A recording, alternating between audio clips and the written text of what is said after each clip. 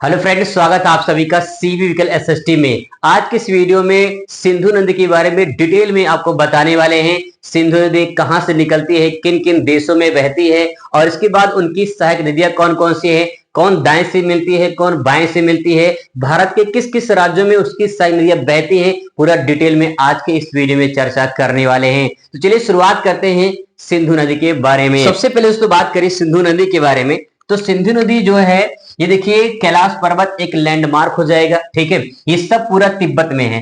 कैलाश मानसरोवर जो है एक लैंडमार्क हो जाएगा, इसके पास में मानसरोवर झील है और यहां से एक स्थान है जिसका नाम है बोखरचू ग्लेशियर।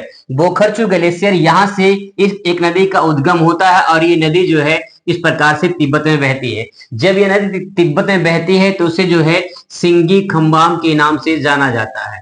ठीक है, सिंगी खम्बाम के नाम से जाना जाता है। तो ये जो नदी है यही सिंधु नदी है, लेकिन तिब्बत में इसे सिंगी खम्बाम के नाम से जाना जाता है। सिंगी खम्बाम का मतलब होता है शेर का मुख या शेर मुख, इसका अर्थ होता है। ठीक है, अब दोस्तों इसके बाद जो है ये नदी एंटर करती है भारत के लद्दाख वाले क्षेत्र में। भारत के सिर्फ केंद्र शासित प्रदेश लद्दाख में ही सिंधु नदी बहती है। इसके बाद दोस्तों यहां से एंटर करती है, फिर इसके बाद जो ये आगे बढ़ेगी और यहाँ पे ये दो पर्वतों के बीच से गुजरती है। फिर इसके बाद यहाँ पे गिलगित है, ये पीओके में चली जाती है सिंधु नदी और पीओके से एंटर करने के बाद ये सीधा पाकिस्तान में और उसके बाद जो ये यहाँ पे अरब सागर में गिर जाती है। तो दोस्तों यहाँ पे अरब सागर में चली जाती है। अब इसकी मेन पॉइंट जो है वो ध्यान में रखने वाली बात यह है कि जो ऊपर वाली श्रेणी है इसका नाम है लद्दाख। ठीक है, और जो नीचे वाली श्रेणी है इसका नाम है जास्कर। तो सिंधु नदी जो है ये लद्दाख और जास्कर के मध्य से गुजरती है। इसके बाद गिलगित यहाँ पहुंचती है, गिलगित से टर्न होती है और दक्षिण दिशा में बहते हुए अरब सागर में चली जाती है। ये तो दोस्तों बात हो गई सिंधु नदी के बारे में। अब इसकी कौन कौन सी सहायक नदियां हैं, दाएं से कौन मिलती है, बाएं से कौन मिलती है। अब दोस्तों बात करते हैं सिंधु नदी की सहायक नदियों के बारे में। तो इधर से भारत से जो नदी मिलती है यहां पे बात करें, सबसे पहले ये जम्मू कश्मीर है। ठीक है, ये है जम्मू कश्मीर और ये है पंजाब और ये हिमाचल प्रदेश है। अब दोस्तों यहां से जम्मू कश्मीर के यहाँ पे एक झरना है। ठीक है, इस झरने का नाम है बेरीनाग झरना या बेरीनाग झील भी कहते हैं। यहां से एक नदी उद्गम होता है और इसके बाद ये ऊपर जाती है। ठीक है, ये नदी ऊपर जाती है तो यहाँ पे जो है एक स्थान मिलता है, एक स्थान है यहाँ पे जिसका नाम है श्रीनगर। ठीक है, इसका नाम है श्रीनगर। तो जम्मू कश्मीर की राजधानी श्रीनगर से ये जो नदी प्रवाहित होती है ये चलती है और इस नदी का नाम है झेलम नदी। ये नदी आगे बढ़ेगी, इसके बाद जो ऊपर जाके भारत पाकिस्तान का बॉर्डर बनाती है। यहाँ पे भारत पाकिस्तान का बॉर्डर बनाएगी और उसके बाद जो है यहाँ पाकिस्तान में चली जाती है। तो दोस्तों इस नदी का नाम है झेलम नदी। इस नदी का नाम हो गया झेलम नदी। श्रीनगर होते जाती है और यहीं पे एक झील पड़ता है जिसका नाम है बुलर झील। यहीं पे एक झील पड़ता है जिसका नाम है बुलर झील। ठीक है, ये बुलर झील और श्रीनगर से होकर प्रवाहित होती है। इस नदी का नाम है झेलम नदी। इसके बाद पाकिस्तान में नदी चली जाती है। अब दोस्तों बात करते हैं इसकी अगली जो सहायक नदी है वो कौन सी है। तो इसकी जो अगली सहायक नदी है यहाँ पे देखिए, ये है राज्य हिमाचल प्रदेश।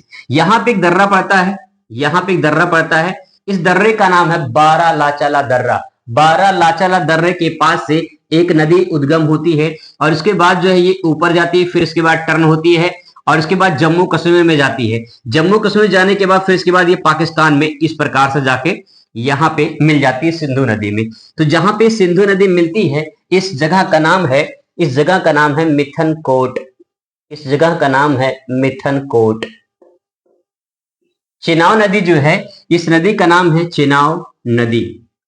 चेनाब नदी, चेनाब नदी जो है हिमाचल प्रदेश जम्मू कश्मीर में बहकर पाकिस्तान में चली जाती है और पाकिस्तान में मिथनकोट के पास ये नदी मिल जाती है। और यहाँ पे ध्यान रखेंगे कि ऊपर से जो झेलम नदी आ रही है यही झेलम नदी आके यहीं पे मिल जाती है यहाँ पे, और जहां पे मिलती है इस जगह का नाम है झंग।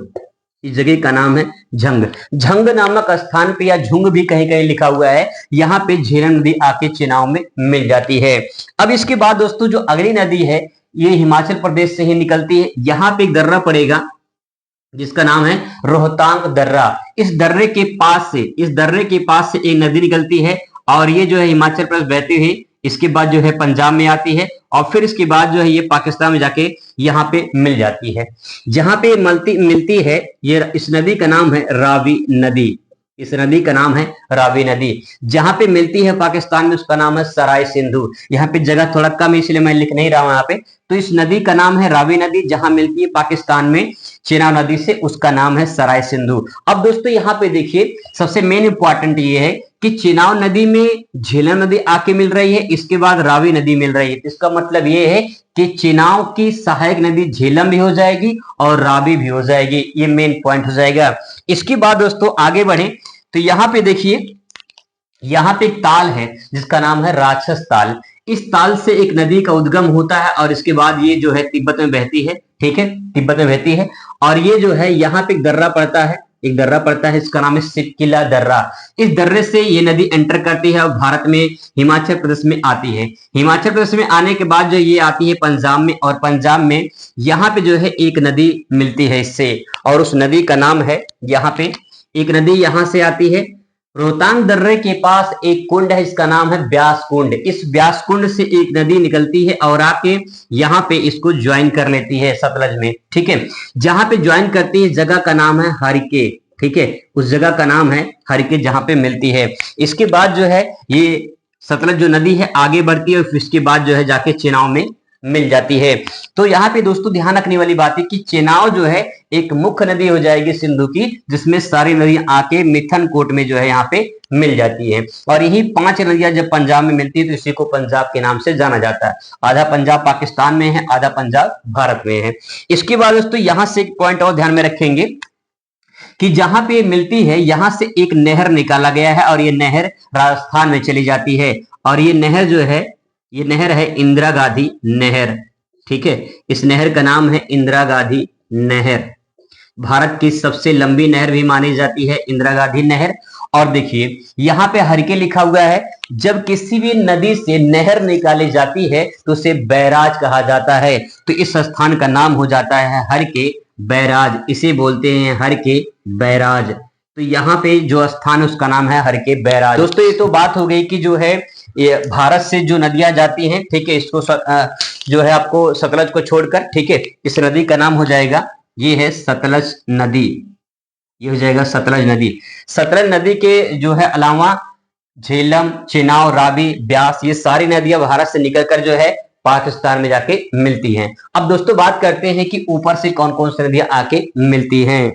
अब दोस्तों बात करते हैं कि यहाँ पे जो है ऊपर से कौन सी नदी आके मिलती है। तो यहाँ पे देखिए एक पाया जाता है ग्लेशियर। ठीक है, एक ग्लेशियर पाया जाता है। इस ग्लेशियर का नाम है रीमो ग्लेशियर।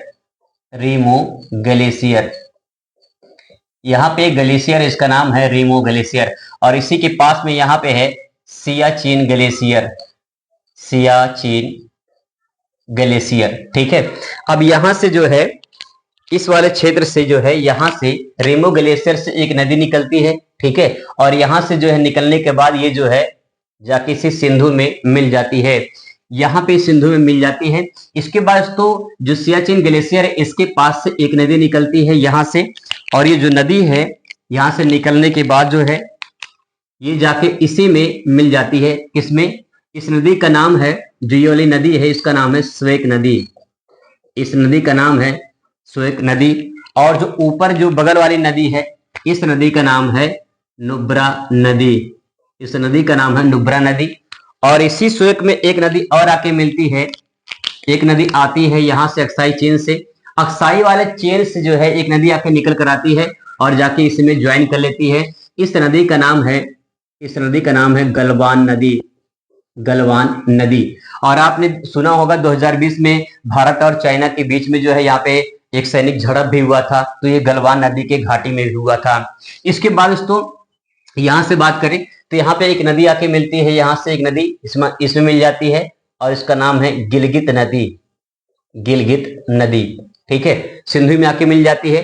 फिर इसके बाद अफगानिस्तान से एक नदी निकल कर आती है। इसके बाद जो यहाँ पे इसको ज्वाइन कर लेती है, इसका नाम है काबुल नदी। काबुल नदी। तो दोस्तों ये कुछ मुख्य नदियां थी जो ऊपर से आके मिलती हैं और ये भारत से कुछ मिलने वाली नदियां हैं। तो ये तो बात होगी सिंधु नदी के बारे में। अब दोस्तों मुलाकात होगी किसी दूसरे वीडियो में। तो खुश रहिए, मस्त रहिए और जिंदगी में स्वस्थ रहिए। धन्यवाद।